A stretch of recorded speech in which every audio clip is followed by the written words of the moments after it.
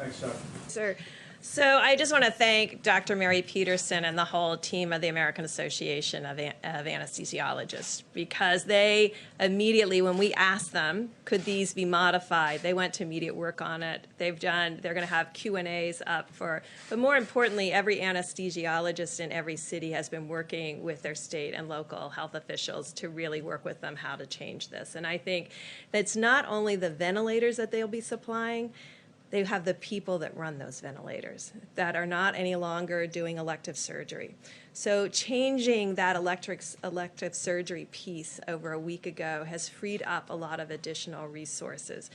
When I talk to you about how we've done some things that are very horizontal across the country, but we're collecting data now in a county by county granular way.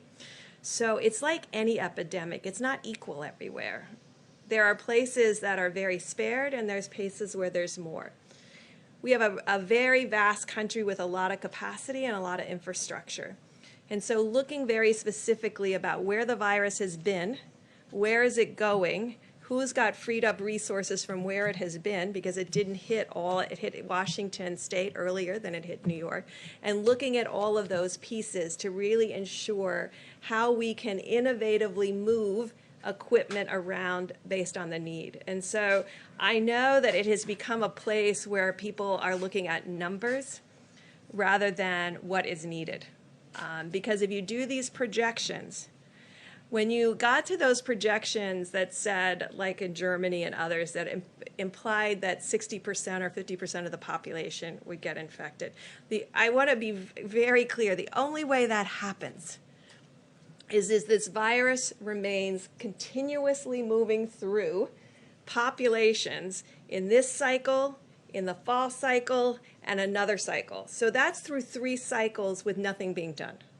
And so we're dealing with cycle A right now, not the one that could come in the fall of 2020, although we're getting prepared for it by the innovations that are being worked on, and not the 2021. We're really dealing with the here and now while we're planning for the future. And I think the numbers that have been put out there are actually very frightening to people.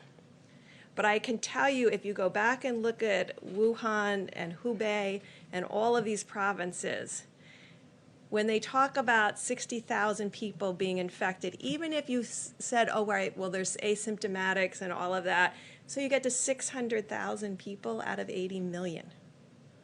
That is nowhere close to the numbers that you see people putting out there. I think it has frightened the American people.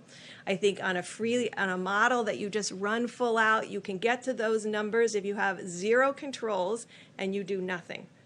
And we know that every American is doing something.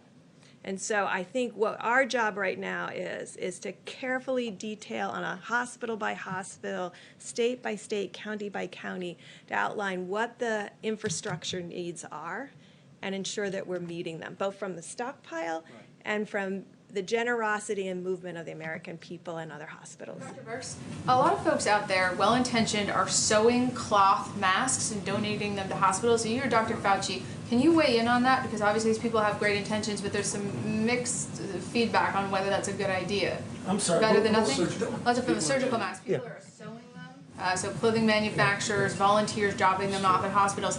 Is that necessary? Is that helpful? Is it something you'd recommend? Well, I mean, you would only recommend that under desperate situations if you don't have any mask. But what we're seeing now, as you've heard, is a rather significant inflow of masks that are coming in that are going to be available. I mean, obviously, if you don't have a mask and you need a mask and it's appropriate for you to be wear it, you do what you can. But I don't see that now as a necessity given what's going on right now.